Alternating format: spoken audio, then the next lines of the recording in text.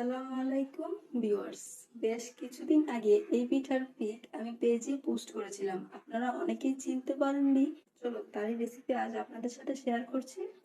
তার জন্য আমি এখন একটা বাটিতে 1 বাটি চালের গুঁড়া, হাফ বাটি আটা, সামান্য গরম পানি এবং পরিমাণ মতো নর্মাল পানি দিয়ে ব্যাটারটা ভালোভাবে গুলিয়ে নিলাম। এই ব্যাটারটা কিন্তু পাটিসাপটা পিঠার থেকেও বেশি পাতলা হবে।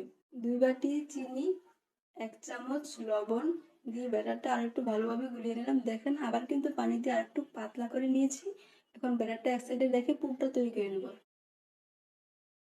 দিয়ে দিলাম নারিকেল, 2 বাটি চিনি, 2টা এলাচ মাঝখান থেকে ফেটিয়ে দিয়েছি সুন্দর একটা ফ্লেভারের জন্য। এখন দিয়ে ভালোভাবে পুরটা নেড়ে তৈরি করে নিলাম।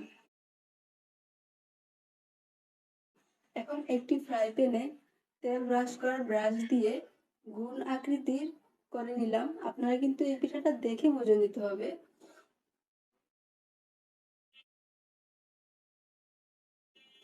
তারপর মাঝখানে সেই নারিকেলের পুর দিয়ে চার সাইড এভাবে আটকিয়ে দিলাম। আপনারা কিন্তু দেখে বুঝতে পারতেছেন কিভাবে বানিয়েছি। আপনাদের সুবিধার্থে আরো একটা করে দেখিয়ে দিলাম। এখানে আমি একটি টিস্যু কাপড় নিয়েছি, আবার গুণাকৃতির করে মাঝখানে সেই পুর দিয়ে আবার চারো সাইড আটকিয়ে দিলাম। এই পিঠাটা কিন্তু আসলে এত সফট যে যে কেউই আপনার পিঠাটা পছন্দ করবে। আমার বাসার সবাই কিন্তু মাশাআল্লাহ অনেক পছন্দ করেছে। আল্লাহ হাফেজ।